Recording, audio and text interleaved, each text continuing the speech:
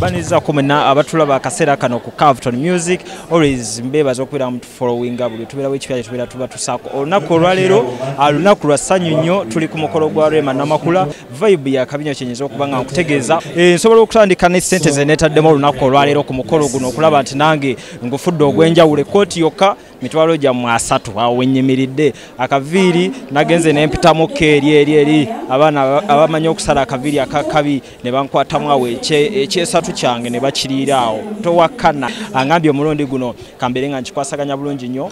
nange omukolo ngufuula ogwakabi akaviiri nakatesetese ekikooti kibadde kyakabi then wentunuulira kakanzu kenkubyera still nenkalabanga era akakoze bulungi nnyo okubeera nti nange ku mukolo guno mbadde ngwetegekedde ekimala so bingi nnyo ebibadde ku mukolo guno ngenda kukunyonnyola nga nguva mabega kubanga waliwo moments ez'enjawulo omunnayuganda ali eyo ze yeetaaga okumanya embeera gye zitambuddemu. Sit, relax, enjoy the love ride. Tutandise n'embeera ya Rema Namakula ng'awa obubaka bwe obw'omukwano eri Dr. Hamza Ssebunya. Ebigambo bya Rema Namakula byajjidde mu kaseera zimu ku highlights ezazze ng'omukolo gunaatera okubeera nga guwunzikibwa ezakutenya abantu omu mabiro nga Rema Namakula obubaka bwe bwazze mu mbeera nti ebigambo ebyabadde so virgin kyenyeza okubeera nga nkugamba nti Rema abadde oyinganga alaba nti tayogera nko ku bigambo bino ebyalaavu ng'olaba nti gwe mulundi gwo oguyinza okubanga gwasookedde ddala okubanga abyogerako awakati mu mbeera nti abaddeko mu relationship n'omukulu gwe mutegedde naye nga tetwagala kubanga mwene ensonga tubaako we tumusembeza kubanga eno bagiyise analysis w'omutima omunafu tosembera analysis team gundi tosembera analysis mazima meerere gye tugenda okubanga tutambuliramu akawungezi k'olunaku olwaleero nga tubabuulira kino nakiri ekyabadde mukolo gwa Rema Namakula side ze Nabbingo ng'ayanjula mwana mulenzi Hamza Ssebunya. Hamza Ssebunya yalabise mu mbeera eyakabye ennyo yalabise ng'alabika mu mbeera eri fresh amuvubuka muto akwegamba kyampadde ekifaananyi personally nti Hamza Ssebunya yaliba omuto ku Rema personally nze kyendowooza ekyo oba relationship Rema gye yalimu aside eri omukulu ye yali amukaddiya nga yamufaananya okubeera omukulu ku Hamza Ssebunya naye nga side eno ndabira ddala nti Hamza Ssebunya yalabise nga mulenzi muto nnyo ku lunaku luno so yembeera bwetyo we yatandise moments ezasinze okubanga zikwata abantu mu mabiro zazze ng'omukolo gunaatera okubanga guwunzikibwa naddala nti omukolo gye gwatandikidde side ne side jjukira nti babadde bawuddemu abantu ku side ya Rema then ne ku side ya Hamza Ssebunya so side omukolo gye gwatandikidde side ne side abantu babadde bagonvu nnyo abantu tebabadde na ssanyu litwadde tusuubira then gye twagenze nga tutambula eyo nga Sheikh Muzata amaze okubanga ayogera bwe twalabidde abantu nga batandise okubanga bavaamuko ebbugumu then moment y'okusala cake we yajjidde then Rema nabeera nga yazze mu mbeera eyakabye ennyo ne Hamza Ssebunya nga bonna bali mu mbeera eya igwe side y'Ekinigeria nga bakiripresentize bulungi nnyo costume zabadde za kabi nnyo kabbulu kavuddeyo ne babeera nga barockinze ekintu kino omusajja ofunye ebigambo bibina ekisooka njagala omuteekebwa ekitiibwa saagala otunuulire essimu ye efaanana etya weesonyiwe essimu ye essimu yejjo okubaagula essimu eyiye eriko erimbwe neye atakugerekangu eyiyo kiwulira osobola okola wano gye twatandikidde era still Gomez zabadde za bulijjo Rema ze yabaddemu akaviiri jjukira batugamba ayagala nnyo nakyo then tewabadde nnyo kipya ky'amaanyi naye nga highlight yonna eyazze mu byokwambala era kyatandikiddeko eyo moment ya keeki awo nga basala keeki then abaana ne babeera nga batandise okubeera bateeka ebirungo mu kye babadde bakola okwawukanako n'abalala bonna abazze bababuulira ku mukolo guno okusinziira ku kye twalabye nti omukolo guno gwa bulijjo gwabaddemu abagagga tubalaba babeera ku mikolo egy'enjawulo era emikolo ne gifaanana weegiti okuleka ekyenjawulo ekyabaddemu ffe ng'abazze bawagira abayimbi ffe ng'abazze bawagira music industry ffe ng'abazze bawagira emikolo embaga ez'abayimbi always abayimbi babirawo ekyenjawulo kye bakola fa abawagizi kye tusinga okubeera nga twagala tuddeyo mu byalo byaffe gye tuwangalira tugambe nti omukolo gwa gundi gwali gwanjawulo okusinga ku gwa gundi olw'ensonga weeti ne weeti twalaba kamiliyoni omukolo yagukolera mu helicopter yatawuka ebbanga awo then we tutunulya Bobi Wine ye endogo yaawo ne zibeera nga zaabayisaawo mu kibuga embalasi nga zibatambuza wano ne wali so kwegamba emikolo gy'abana abantu be tutunulya ba celebrities zibaamuko ekyenjawulo naye nga guno omukolo temwabadde nnyo kyanjawulo okwawukana ku mikolo gy'abagagga tusuubira nti Rema Namakula abantu batambula nabo Dr. Hamza Ssebunya ali emabega ewaliyo abagagga ab'enjawulo so twali tusuubira omukolo ogwo okubeera nga gutambula mu mbeera bw'eti ey'ekigagga era nga abagagga abalala bajja bakola emikolo gyabo abagagga nno sayidi eyo gye mutayita bakola emikolo egisinga na guno naye nga omukolo guno gwo gwatambudde mu mbeera bw'etyo gwalabise bulungi nnyo bagutegese bulungi nnyo nsooka okwebaza omwami Musa Kavuma amanyikiddwako nga Keti Events and Beyond ye yakoze enteekateeka saako ne manager Kayemba Solo wa Rema Namakula okulaba nti omukolo guno gwatambudde mu mbeera ennungi ennyo okuva ku set up decoration then engeri timing gye bakozeseza okulaba nti buli kimu kitambula bulungi wano ne wali security byonna byabadde mabega waaba ababiri nga bakikwasaganya njagala okuba nga nkuwa ekifaananyi ddala omukolo guno gye gwatandikidde jjukira nti omukolo guno baali batusuubiza nti ng'ennaku z'omwezi 14 Novemba omukolo gulibaawo mu bataka enabbingo era zagenza okubeera ssaawa emu nzayogera wano ku muzindalo nadde maze okuba nga ntuuka ku kyalo kino enabbingo then nendaba nti ssaawa zitazaweze ssaawa 3 ez'okumakya twatandise okuba nga tulaba abantu ab'enjawulo abadde batandise okuba bajja mu kifo kino nga bannekandikanye mu Gomez then n'ekkanzu ez'omuleera saako amakooti nga batandise okuba bajja mu kifo kino so kwegamba olaba nti abantu omukolo guno baali bagwetegekera bulungi nnyo nnyini ddala so zagenza okwera ssaawa 4 ne tulaba nti enteekateeka yabadde maze okubeera ng'etandika okugenda mu maaso nga abantu batandise okubalaga parking ez'enjawulo gye balina okuba bapakinga amamotoka gaabwe then nga babalaga ne protocols balina okuba nga bayitamu okubeera nga ba accessinga ekifo kino security yo yabadde emaze okubeera nga ebeera ku kifo kino okumalira ddala wiiki namba era ng'olwo olunaku lwagenza okutuuka nga security weeri nnyo okulaba nti ekuuma eddembe naddala bannakyalo nti ennaku ezibadde ziyise abaze beemulugunya wano ne wali nti tebayitiddwa ku mukolo tebakkirizibwa kusembera ku kifo ekiriko mukolo then n'ebisingawo that's why security yabadde yina okubeera bulindaala okulaba nti embeera egiteeka mu nteeko twagala okutunuulira embeera eya parking nga bwe yatambudde parking eyategekeddwa okusookera ddala eri buli mugenyi omuyite ku mukolo guno yabadde bagisudde ekifo ekiwerako okulaba nti omuntu afuna obudde oba tufuna space emala okubeera nga tetukozinga jam ku kifo awabadde wategekeddwa mukolo ng'era parking eno wenkubalira okuva ku State Square abasinga bannayuganda bwe mumanyi yabadde distance eva ku State Square nebeera ng'etuuka ku kye tuyita Bat Valley abasinga yemba nga mumanyi oba ewandegeya mu bitaala awo ye distance parking yabadde etegekeddwa abagenyi abayite ku mukolo guno gye yabadde ng'era waateekeddwawo entambula oba emmotoka ez'enjawulo nga ziriko Rema Namakula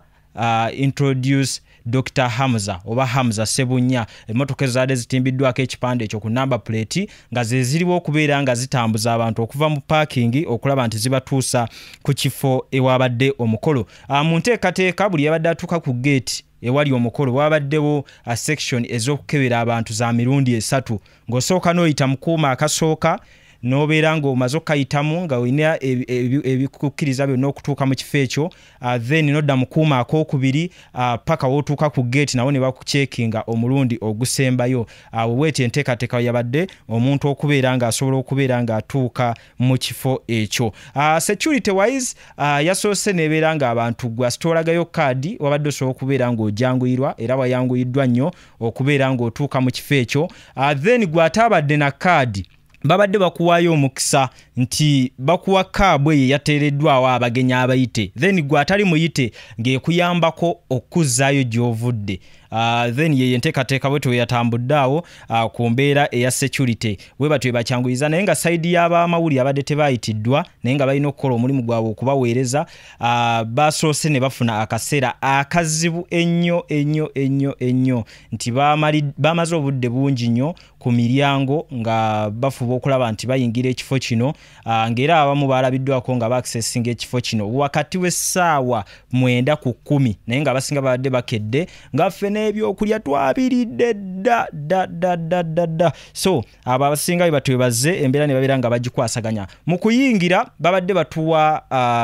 kakadi nga kaliko teri kozesa simu kukuba kifaananyi wadde okukwata video. Buli eyayingidde mu kifo ekyo yaweereddwa kakaadi ako nga kaliko enteekateeka weetyo. So okukuba ekifaananyi n'essimu oba okulikodinga video kyatubeeredde kizibu nnyo nnyini ddala nti era nze wano we mwatulabidde nga tugezaako okubaweereza ku live ekifaananyi ekigenda mu maaso kabadde kaseera kazibu nnyo nti kyantwalidde obudde okunoonya omu ku bategesi that's Jimusa Kavuma okumutegeezaako nti njagala kubeera nga nfuna ebifaananyi wano ne wali olw'ensonga nti akkiririza mirimu gyenkola yaŋŋambye nti tukikole mu mbeera ya buvunaanyizibwa naye era nalabyeyo babbawunsa nga bonna tebateredde abajja bayingira mu nkola y'emirimu gyange naye era paka we nasobodde okubeera nga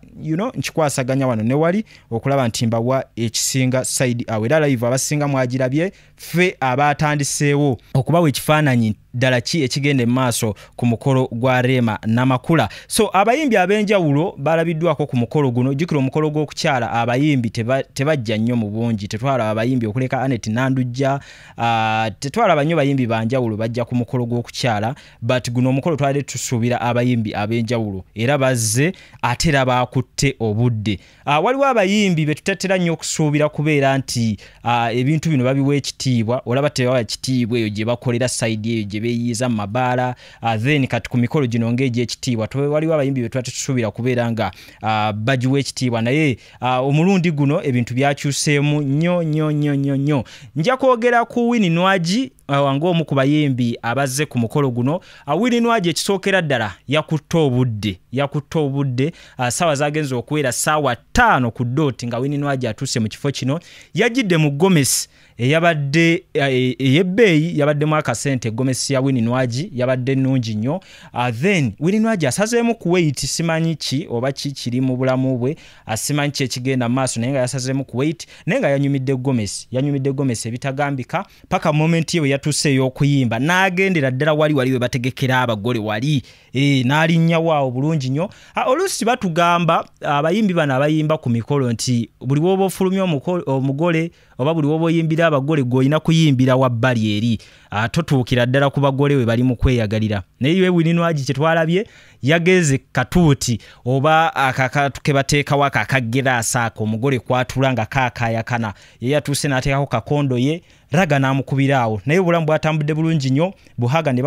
baweewa ne Rema Namakula akwegamba ekintu kya ssanyu nnyo. Simanyi oba mu kulwawo kwe ku mukolo guno kuba y'omu era ku bantu abasembyeyo kubanga bafuluma ku kifo kino, simanyi oba kyabadde kimuwa bubaka nti naye one day alayika yagetinze inspired agenda kubeera nga naye atwanjulira omusajja we side awo. Omuyimbi omulala yabadde Cinderella Ssanyu naye yabadde wanjawulo nnyo ku lunaku luno nti naye era still yakutte obudde we yazze n'adda mu nda eri mu nnyumba ewabeera omugole eri ne bafuna akaseera akalungi ennyo ne banyumyamu kino na kiri. Then okwawukanako n'embeera gy'ajja atambuliramu bulijjo omulundi guno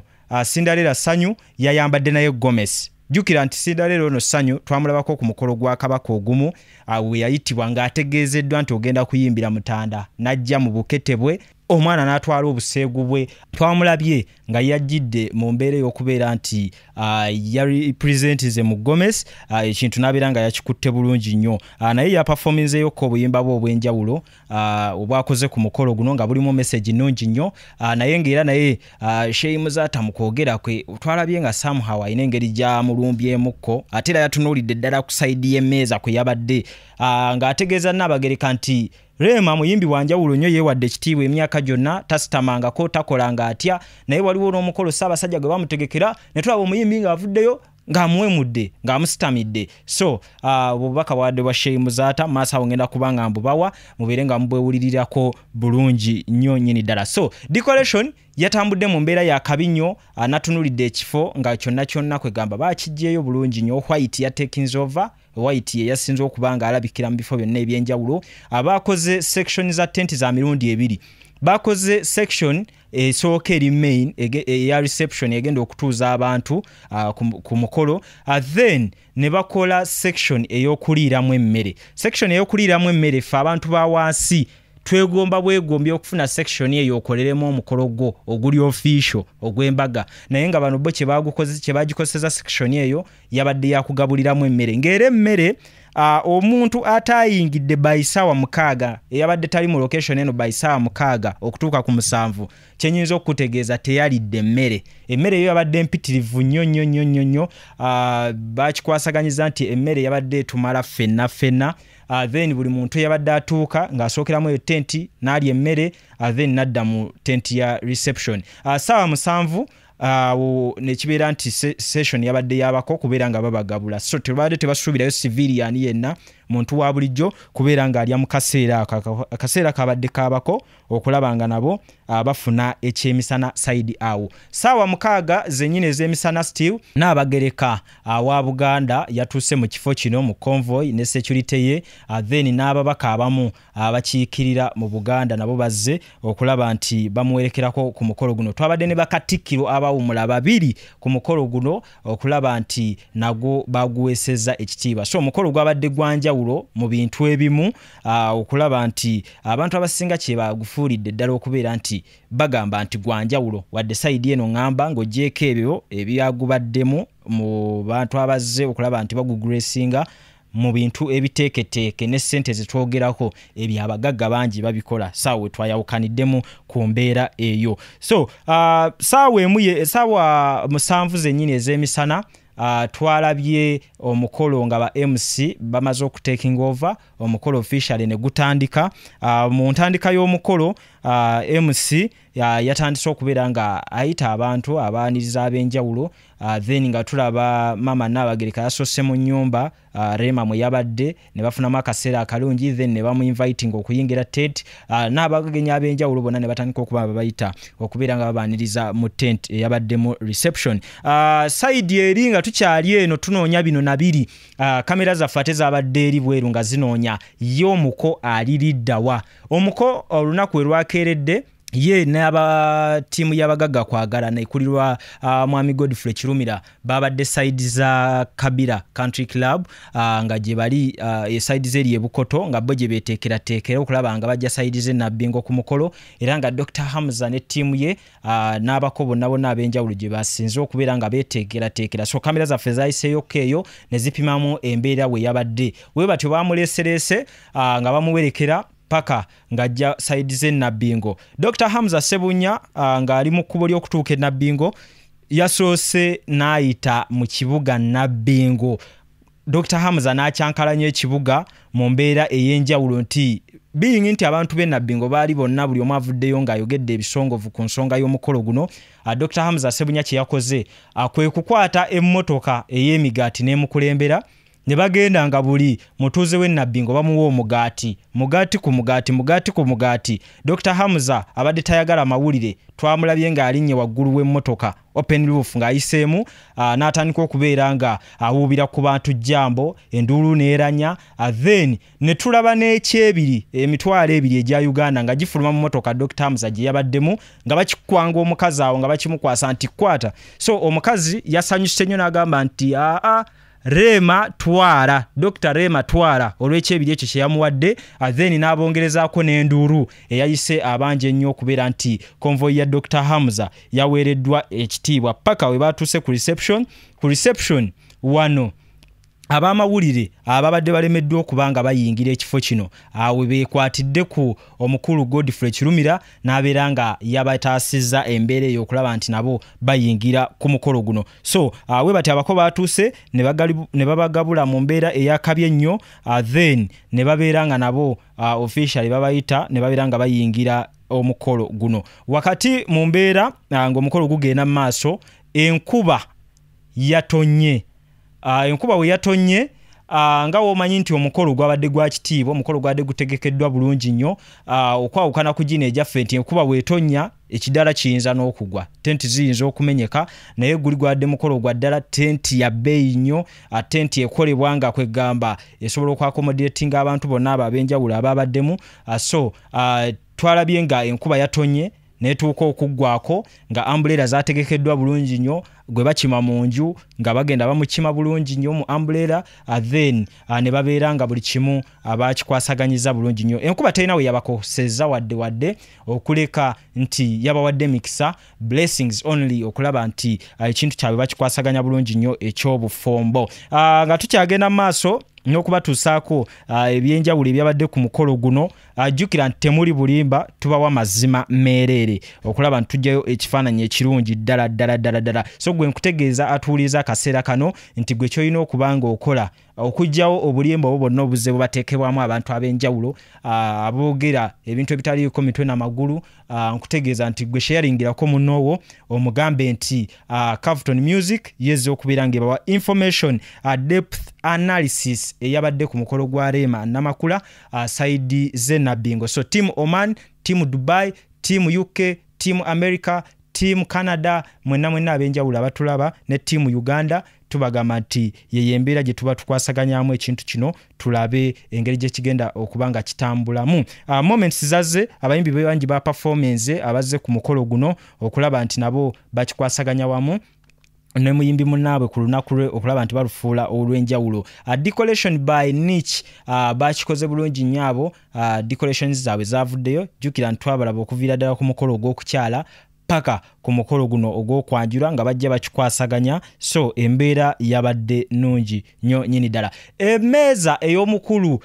Muzaata yatutte akabanga akawerako nga njereere abantu batuuse ne bajjula side ne side amameeza gonna ag'enjawulo naye twalabye emmeeza y'omukulu Sheikh Nuh Muzaata nga yo esigadde njereere okumala akaseera ffenna abamu ne tutandika okuba nga twebuuza omukulu tajje omukulu agenda kusindika babaka be omukulu agenda kikola atya paka obudde bwagenderedde awo ng'era we mumanyi tasiba square ye yagidde mu tayimu y'abako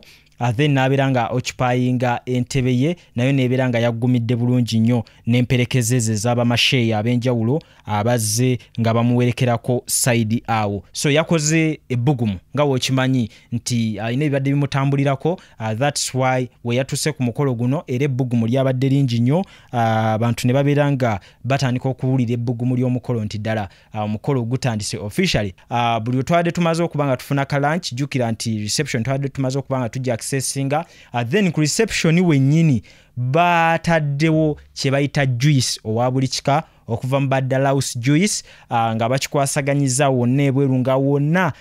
juice yekka wobala distance juice gye bamutegekeddemu olaba nti juice yabadde mungi nnyo nti abantu twanywedde netuddamu netunywa ng'ogenda n'okyusa n'onywa aka flavor ak'enjawulo n'oddayo n'ofuna flavor ey'enjawulo then awo abantu ne babeera nga buli omu ku kyaka juice bakikoze bulungi nnyo guba kubagidde emikolo egyaffe egy'omuntu wa wansi abantu baali sibye ka juice ako n'osooka olaba juice bamutwala eka naye nga engeri gye gwadde omukolo gwa I-class naffe tweyisiza ki I-class twakanyweredde awo personally nanywedde obugirasi nga 2 nga nywa kano ka flavor wenywa ku kali kwegamba embeera netambula bulungi nnyo Rema Namakula officially yakoze okuyingirawo okwasookedde ddala najja mu mbeera eyakabye nnyo ne Irene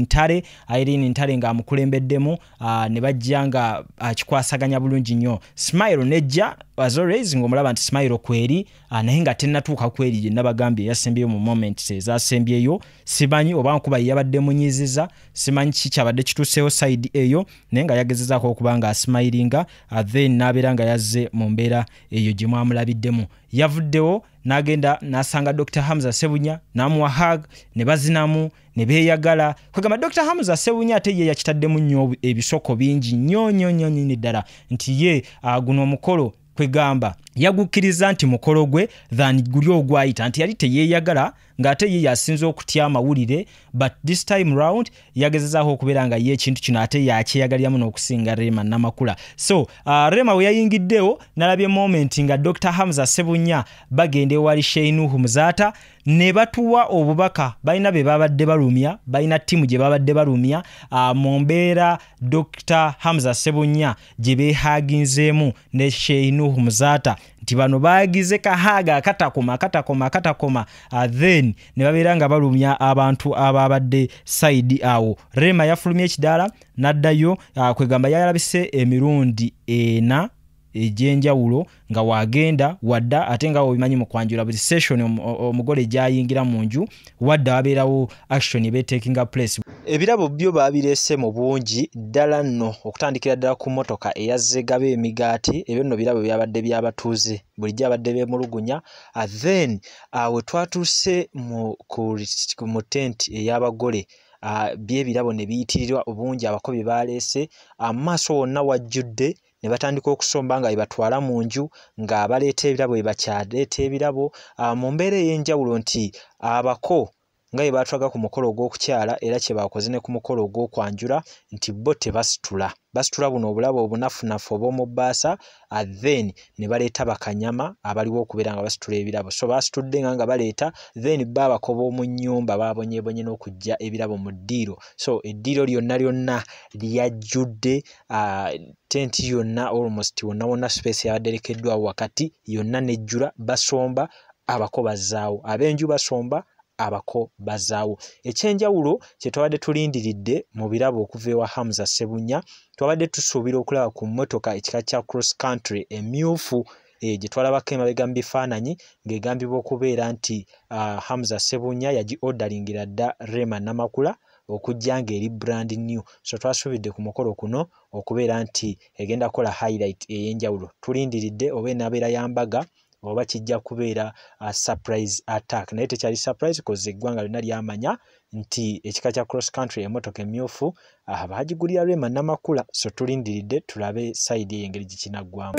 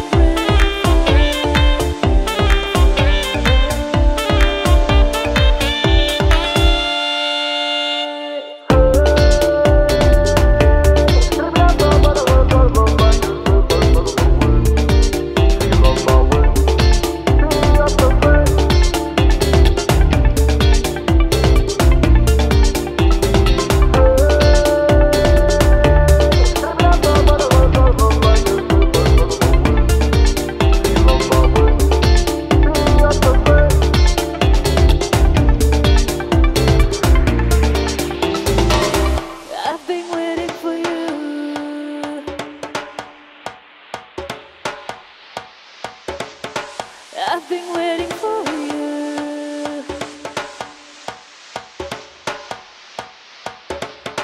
I've been waiting for you.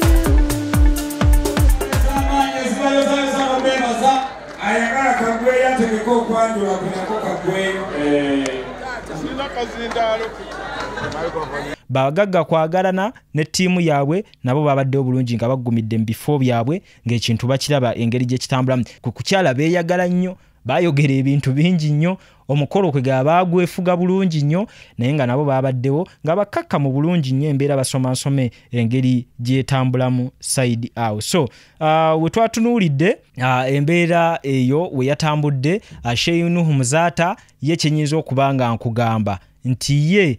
side awo teyalinze kumugamba nti oba omukolo guno sebo sigugo sebo omukolo guno yogera eddakiika 5 sebo omukolo guno yenga gwani abimugamba Sheikh Nuhu Muzaata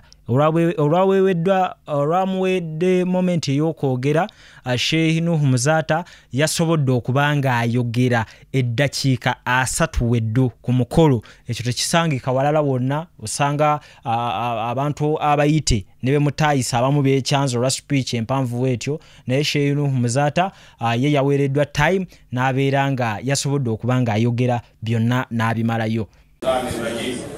ومن آياته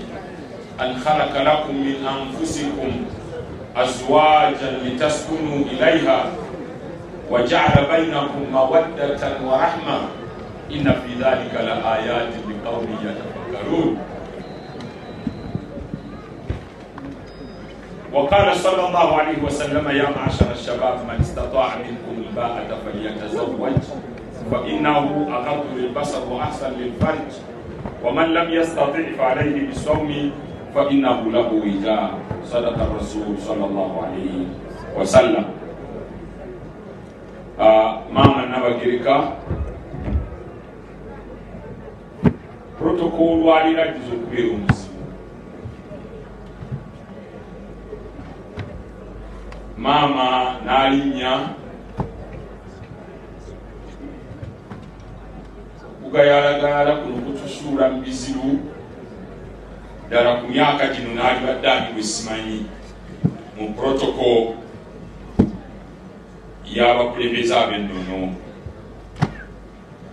naye munzikirize Mama Namasole bakama bangi bakatikiro abaweereza ne muwummula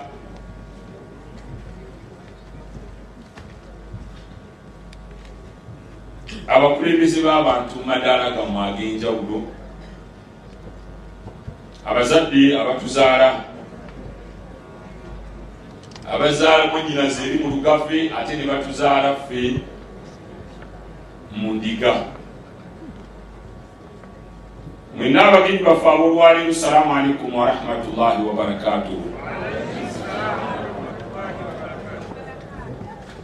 Ebigambo by'olwaleero biyinza okuba ebizibu okubirannamya naye mukkirize nti abakakaalukanyi tutera kuseka luvannyuma. Olwaleero nange nsese bamaze ebbanga bano abatuteekamu ebifaananyi ne batulowoozesa nti mikwano gyaffe nnyo ate nga nabo balina ebizibu kuba abafumbo balina abaami n'abakyala naye balina ebizibu mu maka ebyali tebabiteeka mu mawulire na ku tivi balumba byaffe bye baagala okwanika naye be baffe ate tunaabakolera ki?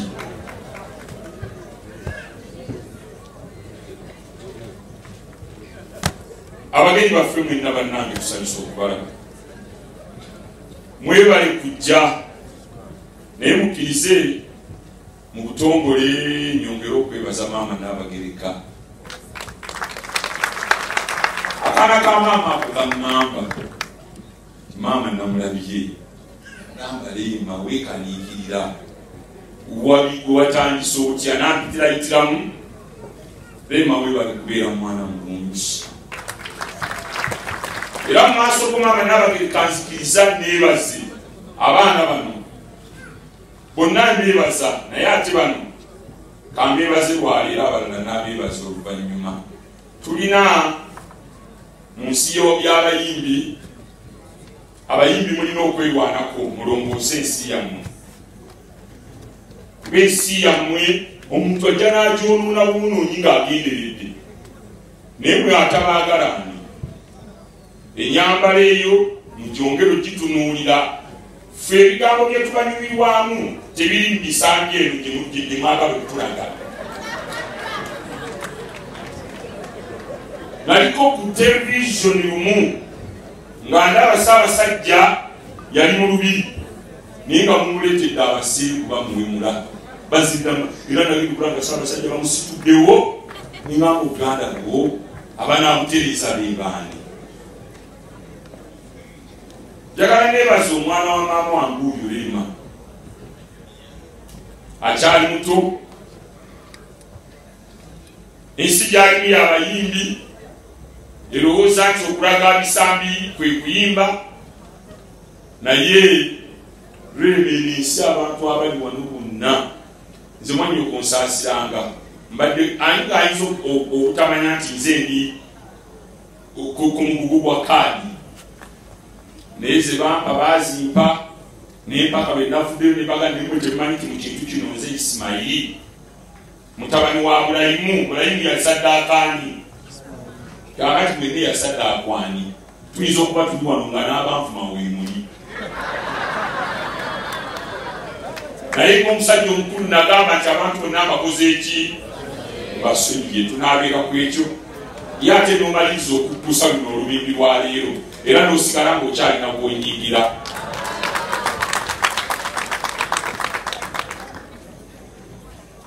Njagala neebaze mwenna bannange naye kye mutukoze Leema ne muko bano b'abantu be twayise ku mukolo sijja kusibamu mutusaze mutabani wange Isaaki wano gwe mpulidde nga abateeka ku maanyi ne mukuba kundu nalabye Leema nga basinkanye ne Ssebunya ne beegwa mu kifuba mwenna nga mulinganga abalooza nti mayiti z'abakitamu ziryawo.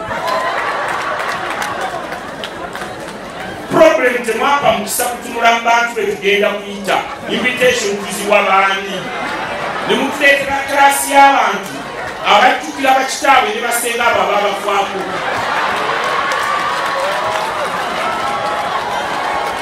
Agebuzibu bwe tubaddemu wiiki bbiri emabega nabadde ku mukolo nabadde ne mwannyinaze RDC wa Wakiso waali Rose Kirabira waba wali awaliko omukono ndowooza atambuddemu naye twabadde ku muganda waffe yafa abaana ne tubakuza Saddaamu Mbago twabadde awo naye bali abaana senga nategeera be naalipangisiza bakyamula omukulu ne bakukwata okuva ne twatuuka bali nabo balinganga be bakawandiisa mu ngeri tebabawandiisizza jjo tebannaba kunywera nakumanya byetaaga kukola. Leero mmwe mulinganga be twajje enabbingo mu tawuni mutukoze bubi nnyo ku mukolo gwaffe guno tetwategeera saagala kubalima tetwali bayise. Guno omukolo gulimu buli kyolowooza kyonna gulimu twalibaddemu akajanja konna koosuubira naye klasi y'abantu bonna be bavano beeralikirira okumira Panado kakati katubaleke tetulina kyabakolera. Leema ne muko Hamza Dokita beebo bebonoonye omukolo gwammwe kino ekiri wano singa abantu tutangira batangire temusembera wa maama n'abagereka temukolo naye nga bali wano bonna bwe bateekemu wano ekintu eki ojja kubalaba beebo. So kati kitetu kibeeko nja kusaba oyo muwala Safi Gombya abatesitesi munzikirize wesize munnange betolindo ogwo gwe kwagala olumala ng'oddeeka tewali kikubeeza ku mukolo okusulako. Nga Leema bw'atagamba Ssebunya nti ye waakirikala amwesize talimubonyaabonya ekyo bw'okimala onooba okoze nnyo. Abaana abawala ababiri abasatu ye Leema oyo mwana gwa abantu bakwagala abayuka amabeere g'endiga bwekubire mu ngalo bwebate biriwo ali mu kukubiri lwaki mubane nnyo. Naye Leema wayingira ensi ng'oli muteeketeeke. Leema takoze ku buyaayi. Leema we tubeeredde mu nsi ng'ejjudde obuyaayi tomulabyeko ku social media naye nga Rema bw'agamba nti ngende ku social media Rema ng'asobola okukola statement eki ebiri n'osala tikiti n'ogenda ebweru n'otadda ani akigaana bana abakazi tubeera nabo ebatumanyi nnyo waliwo buli omu ogamba nti ajjeyo mwami wakugulira ebikwata ewe naye Rema yasirise mpaka n'olwaliro baanayogera leero situmanyi so Rema tukwebaza webale mutatuswaza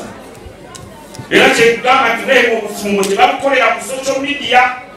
obufumbo tebabukolera mu mawulire walibadde gusinga okuba mu mawulire baki wali okudde kyamaanyi yimirira muko ongera okukulaba oyo omusajja afunyika Kampala wano oyo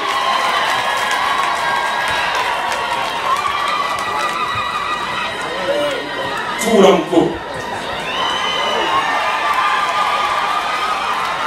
kati awo mutandikiriza mwami ekyo kyekyabaleese wakukola temwakoze naye ne mubeera mumubanga naye kati akagulira tandise.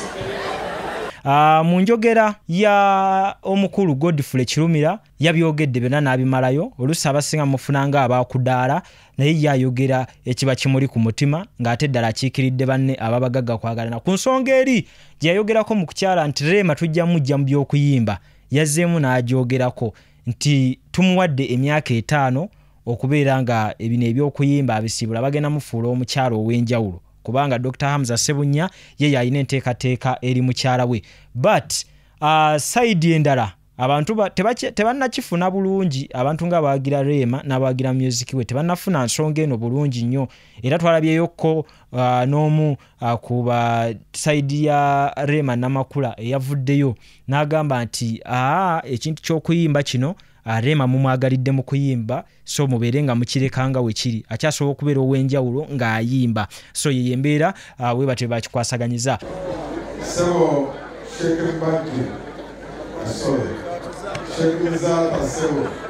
so you want you apologize 1000 times yakwe tonga sagara kola so himbegereza tusafu abagole omwana wange Dr. Hamza Ssebunya ne munne Rema Ssebunya omukama omulungi ekiseera kyonna mukubire engalo esinga obulungi ezo tezimala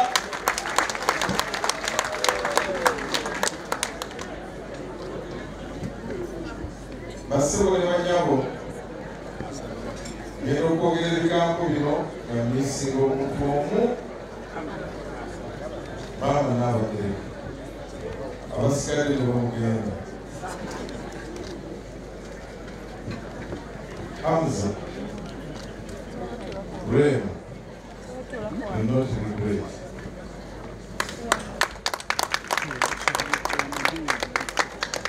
Abatamanyi Dr. Hamza Ssebunya mwana mugezi nnyo ate mukozi era okuba mugezi olwokuba yamuwa amagezi muwulidde ebigambo bye birondemu bw'ayogera buli bwayagala okwewuliza omwana oyo bwe yasoma dokita yasomera na gavumenti tetwatawana muwerera eyo gyeyayita kubanga yalina amagezi ate mukozi katonda yamu bintu bibiri kubanga mugezi ate mukozi is a good businessman ate is a good doctor era gye nayise omuntu n'ayogera ekigambo kyasanyuddeyo n'agamba there is no happiness in poverty. There is no what? Bantu mukole ssente kubanga ffe tutubeezezaawo n'okweyagala n'okutufiitira n'okutatwagala nabo lwaki baba balwanyisa ssente. There is no happiness in poverty. Work hard. The one of talent today, Rema talent. ofulume music industry olamu ssente oviire abakopi bino ebintu byengugamba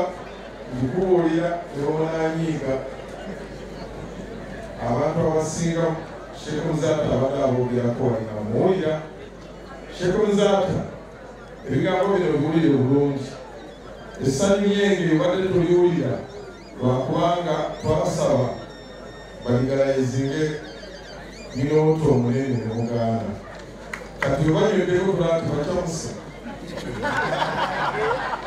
kyegamba obanywedde amazzi gano enzolwota bakyamusa kati nfe tukuwadde essebo Sheikh Muzata omwaka ogujja tugenda kulaga embaga eriko n'obumansi ono tubadde ku buko netwegendereza nnyo amaama atulaba obadde olaba tetusanyuka naye ojja kutulaba ojja kutegeera ki kyetuli batata ba Dr. Hamza Ssebunya n'abantu ebintu bijja kubentogota temulabye kimulabye kimulabye naye mugenda kulaba omwaka ogujja sijja kwogera mwezi kubanga abasigaana abamaloko abalala batuufu temwagaliza naye tugenda balaga embaga ejokankanya emiti n'ettaka olowooze nti musisi yazze kino kyemulabye wano bino biwero naye nga ate tugenda kubeebaza okutegeka obulungi kuba mutegese bambi mugezezzaako abantu tebamanyi kwagala nawekiyaayo abazaala omwana era njagala kuyita mukyala wange ali luddamu Ajat jangu maaso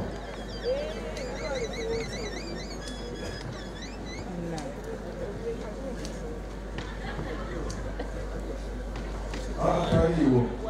ayakibirigamu njagala kumuyitawo tetwazaala dokita omanyi okuzaala obulungi kirungi twazaala omwana oyo nga tumanyi ti omwana is a god dokita oli god era njagala kutegeeza Brenda tugenda kwejjusa obulamu bwonna okuva mu nsi ogaba amabanga alika kufumita kati otudde tusikonji ogaba amaggwa gagawali otuddeko kati nyabo Brenda n'omwana wange oyo otudde tusikonji olwokuba oli mwana mulungi olunafeba Katonda yakulabikira n'oyimba oluyimba nelutuukirira n'ofuna omwana mukulezi oyo twafuna oluyimba mulumanyi libeera mukyala dokita ate ebigambo Katonda omanyi oyatulanga Katonda yabikwogeza abantu balowooza abantu boogera ebigambo nga tebaliwo ebiva malayika zibaawo ono omuwala ono twamwasanga teringanyirira kyokulaba Hamza atunulabula ati balonze bulungi very handsome boy very handsome and clever and hard working tolina kwejjusa olwema mukyala wange olugolaba yakuza abaana abo yatumuyambako ekitonotono nga muganda wange avudde mu nsi myaka nga 10 naye tetwakawana na school fees kubanga dokita ali mugezi bintuna byakolanga nga Katonda amulabikira ng'ayita buyisi agendera gavumenti n'abeera dokita ate n'akola ebibye nga muyiiya nga ffe bakitaawe n'olwekyo tojja kwejjusa kyetuva tugamba nti musikinda situkwadde emyaka 5 kola mangu nnyo ofulume tugenda kufuula mukyala mufumbo bano aboogeza beeyogereze bakuveeko njagala okwebaza abantu bonna naddala maka gano otwaniriza amaka amalungi bwegati Ganamaka, trying to get about Maui. If man to the Coca-Cola. They were to say one. Not for a second, I was going to do to know. If you come back, the young are going to get you. No matter is. Why you are the Baba cousin of Toga Felino, the Toga first class. The other Toga was the singer.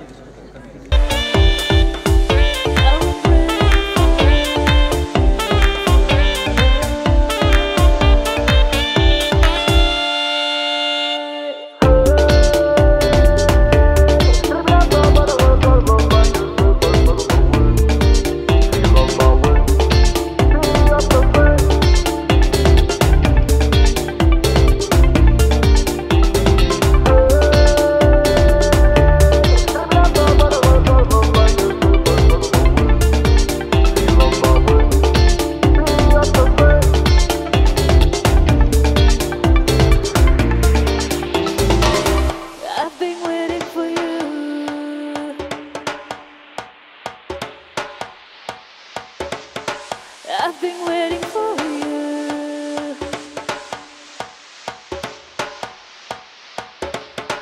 I've been waiting for you.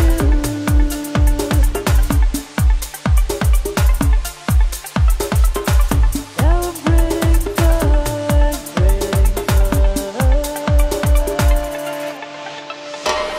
I've been waiting for you.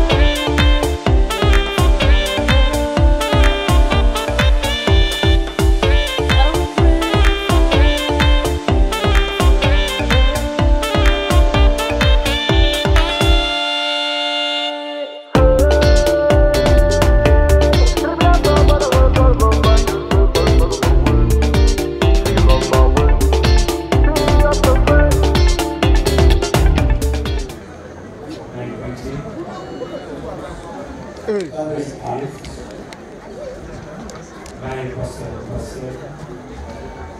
my happiness. I want you to know from the day I was that I will always love you more than I've always loved you. Because you mean the world to me. I yearn for you every day. I promise you, I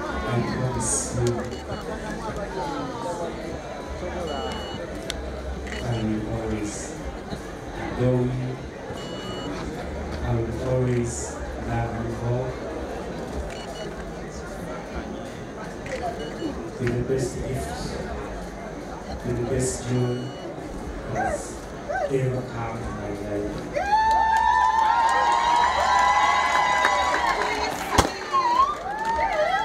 You're not only beautiful, you only look gorgeous, but you have very, very beautiful song. To my everything and forever you will be. I love you, my baby. I love you so much. It's not enough. My actions will always tell how much I love you. I promise you, I will love you.